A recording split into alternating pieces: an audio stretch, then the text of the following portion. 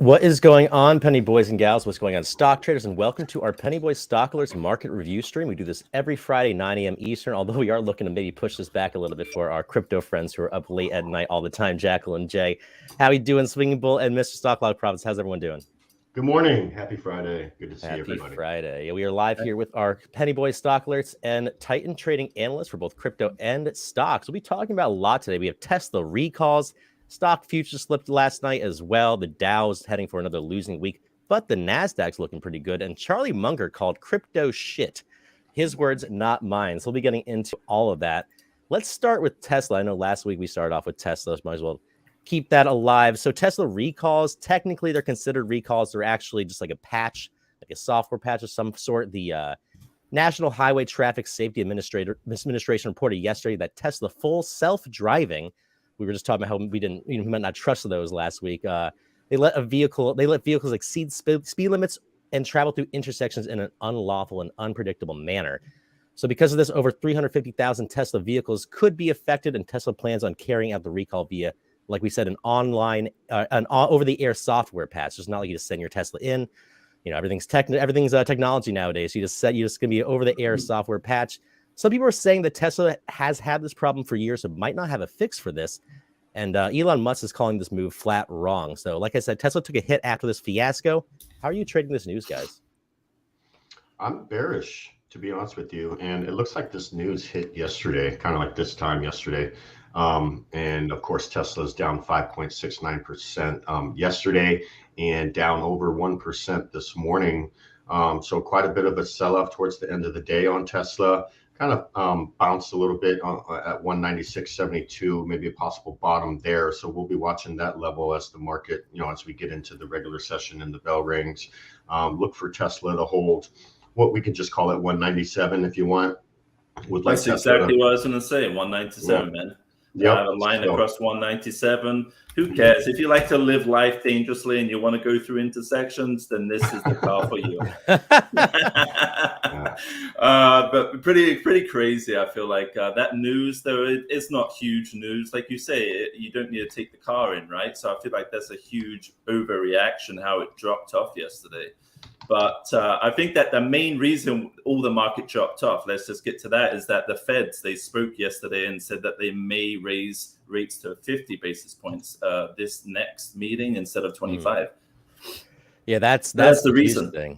That's huge. And that's actually next up, we'll be talking about the stock futures slipping Thursday night as inflation data continues not to be so great. Fed officials' comments worry investors. So like you were saying, U.S. stock futures fell last night. This came after January's producer price index. I know, Bull, you're big on all the different indexes and all that. So the producer's price index, which is an inflation metric that tracks wholesale prices, rose 0.7%. Labor Department also reported an unexpected fall in initial jobless claims for last week. And to top it all off, the St. Louis Federal Reserve President James Bullard said he backed and wouldn't rule out a 50 basis point interest rate hike increase at the March meeting.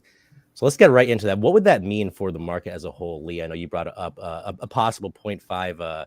As that interest keeps adding up. What do you think about that?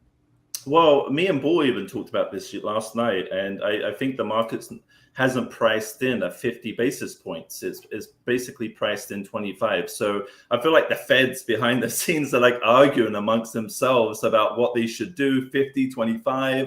Maybe they're playing poker and basically winning it by playing poker against each other. Who knows? But I just think that 50 basis points, if we get that, and you can follow the online, they got statistics that they follow, and they were saying that last week, I think it was like 95% probability that we were going to get a 25 basis points the next meeting.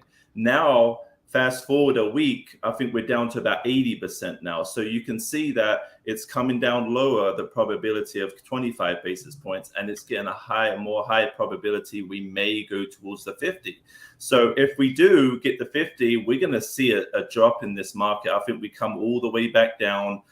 SPY may hold the 400. That's the level I'm looking for. But if we drop below 400, things get really nasty again in the market. So I hope they don't raise it by 50 basis points. But you said the magic words are priced in. So you don't think that this possibility of a 0.5 interest rate hike is priced in? You think that if No. it happened, we could be 25 basis points, 25 basis points, I think is priced in. Gotcha. Because we're basically going off the last meeting. They said 25 basis points and that they're probably going to keep it that, or they were talking about maybe pausing it. Like there was a lot of like dovish talk in there, not aggressiveness. And then we had this guy come out yesterday, Bullard's, very hawkish, changing the tune because of all the data that came out this week. So it hasn't priced in 50 basis points. What do you think, Paul? No, I don't think it's priced in 50 basis points at all. It's just got a hot mic here. I got it. Okay. So, I was just looking at some of the economic reports that were released this week, and, we had an action-packed week. Tuesday, we had the CPI year-over-year inflation data come out. The previous reading was 6.5%. The forecast was 6.2%. So they were expecting a decrease in inflation by 0.3.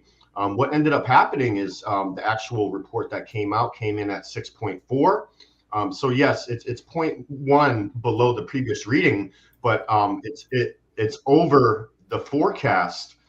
So inflation, basically what that means is inflation isn't cooling as much as they expected it to cool. It's just kind of flat right now, around 6.4, 6.5, right? So that came out on Tuesday. Not good news there. Inflation's not coming down as quick as they wanted to. So not good news. Wednesday, we had retail sales.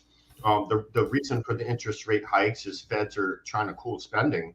And retail sales smashed the forecast.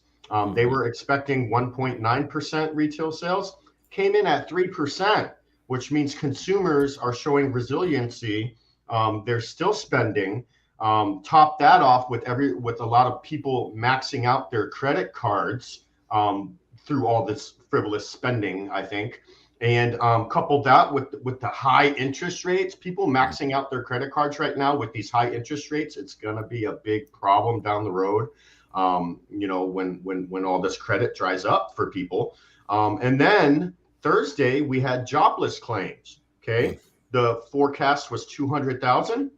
In the type of market we're in now, the Feds are also trying to cool the labor market. Right now, we're sitting at about 2 available jobs for every 1 worker. So they actually want more people on unemployment so that they can go out and go get these jobs that are available. So the forecast on that for jobless claims was 200,000, came in lower, 194,000. In the ideal market, that's good news because we don't want people on unemployment. But in the market we're in now, we actually want that number higher because they're trying to cool the labor market. So the 3 big economic reports released this week, not good news on any of them. So what's that tell you moving forward? Well, number one, all the spending that consumers are doing right now, it shows the Feds that, hey, we got a little bit more room to increase the rates, don't we? Because people are not reducing their spending, things of that nature. So this is going to turn the Feds hawkish, and I think we're probably heading towards a 0.5 interest rate hike, even though the end of last year, Jerome Powell said he wasn't going to do anything more than a 0.25 moving forward. Well, look at this surprise. We're probably heading back to a 0.5, which is going to shake the markets. I don't think 0.5 is priced in. I do agree with Lee. I think 0.25 is definitely priced in. But now there's a whole another quarter of a point that needs to be priced in. I think we're heading back into the 300s, folks. And what were you going to say, Lee? Also, we were talking about jobless claims. This is the problem. We have like Disney that's saying they're going to lay off 7,000 workers. We have all these big companies that are laying off workers. But when does that hit the unemployment numbers? It may take months to hit the unemployment numbers, and maybe it doesn't even hit the numbers because they may go from one job into a next because there's so many jobs out there. So we have a big problem with the unemployment, and I think we're gonna be tackling that for a year or two down the road. Yeah, with the way that tech is, especially with tech, there's a lot of jobs that's being reallocated as well. I know some analysts were actually saying that although retail spending bounced back, and it's kind of going off of what Bull said and you, Lee, as well, Retail spending bounced back and consumer confidence bounced back. But what the market is not pricing in at this point, or is not worried enough about, is that the consumer spending is going to cause savings to run dry. And with wage growth falling, even though jobs might be looking good, wage growth is still falling. The market as a whole, according to these analysts, cannot support the level of spending going forward, meaning debt will start piling in. JP Morgan strategists call this the overheat before the retreat in the economy. I know a lot of people on crypto Twitter, or just on Twitter in general, are calling like, oh, it's the end of the bear market, bull market, all a lot of influencers love to talk about the bull market coming so they can pump their bags or whatever it may be called. But what do you guys think about this? About all these influencers out there saying that, oh, it's over. Every time that there's like one green candle, they talk about how the bull market's back on. What do you think about all these possible? They're the ones that are probably shorting. They're probably shorting at that time. They're like, oh, buy it, guys. We're in the bull market, and they're the ones probably shorting or buying puts. So I would never listen too much into influencers and what they say. Just go off of the chart, right? Just go off of what it shows you. I mean, it can be as basic as that. Look at the volume, look at what the chart gives you, and play into that trend. Don't listen to all these people on the outside, because look at Jim Cramer. I mean, you can listen to him and you basically lost all your money by now. So, and he's on CNBC. So I would just do it yourself. Look at your charts. Also follow Amma Jamma. Let's just follow her, shall we? And we'd be good. So speaking of Jim Cramer and other big time investors, and this we'll get Jackal and Jay involved in this conversation. I know you all been just sitting there. Come on, wake up, guys. waiting for us to talk about Let's crypto. go. So Charlie Munger, legendary investor Charlie Munger, pulled no punches on Wednesday when it came to his thoughts on crypto. And Jackal and Jay, I'm curious what you think. When asked if cryptocurrencies can replace national currencies, he says that is like asking if air can be replaced. He stated that it isn't, this is his words, it isn't even slightly stupid, it's massively stupid. And of course, it's very dangerous. And of course, the governments were totally wrong to permit it. I am not proud of my country for allowing this crap. Well, I call it crypto shit. His words again. It's worthless, it's crazy, it's not good, it'll do nothing but harm, it's antisocial to allow it. So the SEC just sued Terraform Labs, Do Kwon. They banned staking in the US on Kraken.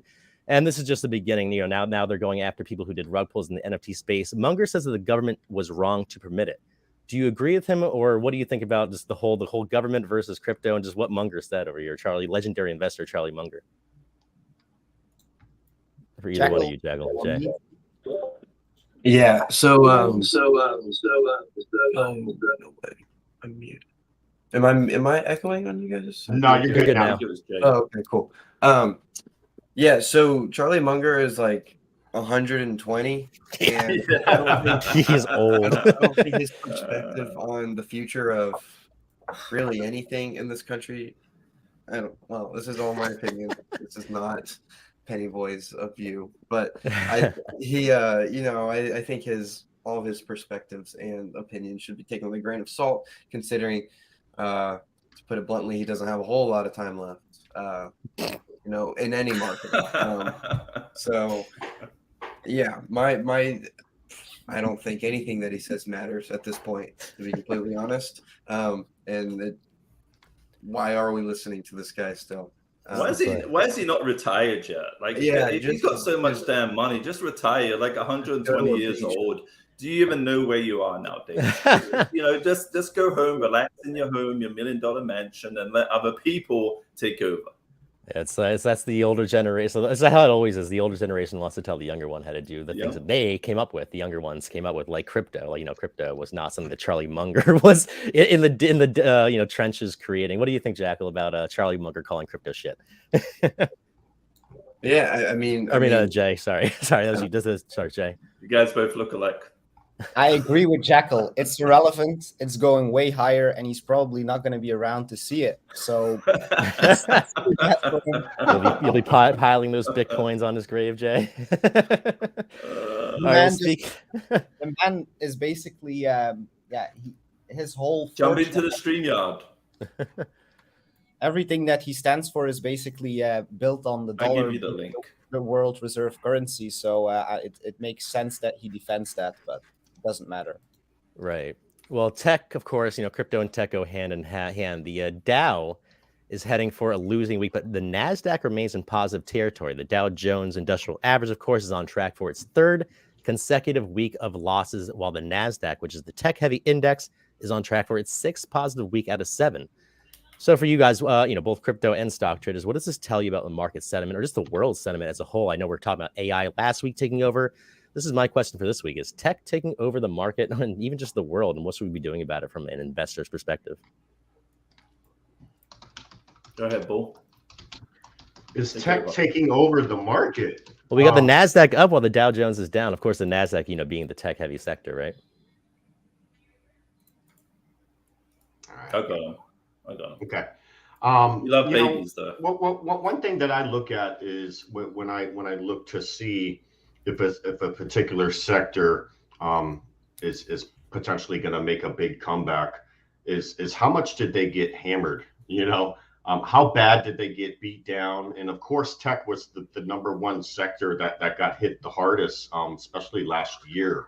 The beginning of last year was brutal for tech coming into 2022 from 2021. So, I do believe that the sectors that get hit the hardest do have a potential to recover the strongest. So you can kind of use that comparison there. So that could tell you that, yeah, tech might be heading for a big comeback here just because of how severely beaten down they got in 2022. So that's my opinion about tech. The earnings, the tech earnings this year is going to, dictate a lot of that, I think. So we'll see how all that shakes out of the bag. But that's my opinion on tech. They got hit the hardest, so they could recover the fastest. Anything from you, Lee, before we move on to the next topic, which actually has to do with tech? I think that, well, you can see a lot of tech, like the earnings have actually been better than expected. So like Roku was up pretty big after earnings a couple of days ago. We had like Twilio that was up like huge. And we're getting a lot of like price upgrades now from analysts. So I feel like we're close to the bottom in a lot of tech. I'm not saying like Apple, because like these ones have been running hot and they're still up there where they were before. But I think there's a lot of opportunity out there for the next 12 months to 18 months. And we're going to exploit all those opportunities and make as much as we can. Awesome. And then the next, we have 2 more topics really quick that I want to hit before we close it out, because I know that we have Pookie Revenge's live trading coming up at 9:30 a.m. Eastern today, which I'm super excited about. He is super knowledgeable. He's like, you can ask him any question while he's live trading. He'll be able to trade and answer questions at the same time, like a robot. I love it. We're just talking about AI, but we were just talking about ENTF, but a really good robot, one that's also nice and not like an AI or, but ENTEF. I was co-hosting the Crypto Corner with Crego podcast, and this week we had Kevin DeGods on, the founder of Dust Labs, powers DeGods, and Utes NFTs. He's a huge person in the Web 2 and Web 3 space, a lot of success. He mentioned that video games is going to be a growing industry, not just the Web 3 space, but also just in general. Especially in the next 3 to 5 years. We've been talking about ENTEF, this ESE Entertainment. It's an OTC stock that checks all the boxes off when it comes to companies that could make the move to a major exchange. And Lee, I know that you were talking a lot about this one on Twitter. I just want to hear from you really quick why you are looking at ESE Entertainment, ticker symbol ENTEF. Why am I looking at this? Well, I actually do like where in the chart, I actually do like where it's at. It's holding a nice trend line. Like all the charts make sense. Like everything's there, and there's a lot of potential in this company because their revenue has increased like 400% year over year. So they got a lot of growth that's happening within that company. They got a lot of good partnerships. So I feel like this is very unappreciated at this level, and I think that if they carry on their path that they're at, that they go in right now, there's a lot of big potential in that stock price for sure, to at least 50% up, 100% up going forward, if they keep on the same path that they're going. Yeah, I know. This is the year of tech and tech, video games, AI. I know a couple of years, back in 2020 when we first started off in the penny boys market. I know biotech was the big talk of the talk of the town. Moderna was what everyone was talking about before that. Before COVID, of course, not many people even knew what Moderna was. But I know that Moderna shares for the biotech company fell 6.7% after the influenza vaccine candidate posted mixed results in clinical trials. Of course, the trials in biotech, you never know what to expect. But speaking of clinical trials, ATNM, that's Actinium Pharmaceuticals, announced that their enrollment is complete for their phase 3 Sierra trials for IOMA-B, which we've been talking about since, I think, December. This should be able to target and deliver high amounts of radiation directly to the bone marrow while sparing healthy organs for patients. There are actually many patients out there currently that cannot receive a transplant because of the current non-targeted conditioning regimens, but IOMA-B could help fix that, which is could be very huge. Of course, these are just studies. Do your own research, of course. We've been talking about this one since December when it was at $10, now trading in the $14 range. And well, here we are talking about it again with all new price targets on the $16, $21 range. I would love to hear from the analysts. Why are you guys? I saw once again posts on Facebook, Twitter, and Discord from all of you. Why are y'all looking at ATNM? The reason why I'm looking at it, I mean, for one, if you look at the trend that it's been on for the last couple of months, it's been on a fantastic trend to the upside. We have a low float. It's very low float. They have a bunch of cash on hand, and they got some hefty price targets from some really credible analysts out there. There's one for $35. There's one for $53. And I mean, I believe that this weekend they're going to announce some of their some data information. So I'm expecting some good news from there going forward. But they have a lot of potentially can really bring treatment out for some very good medical diseases. So going forward, I feel like this thing can really skyrocket in the next 12 months if everything works out.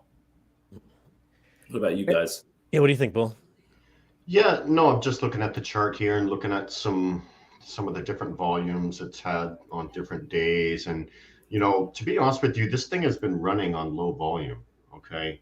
So just keep in mind, as soon as heavy volume hits this thing, I think it could really take off. It's literally averaging a little over 300K per day in volume. And look at the run it's made. Since sorry, it's my business phone ringing there.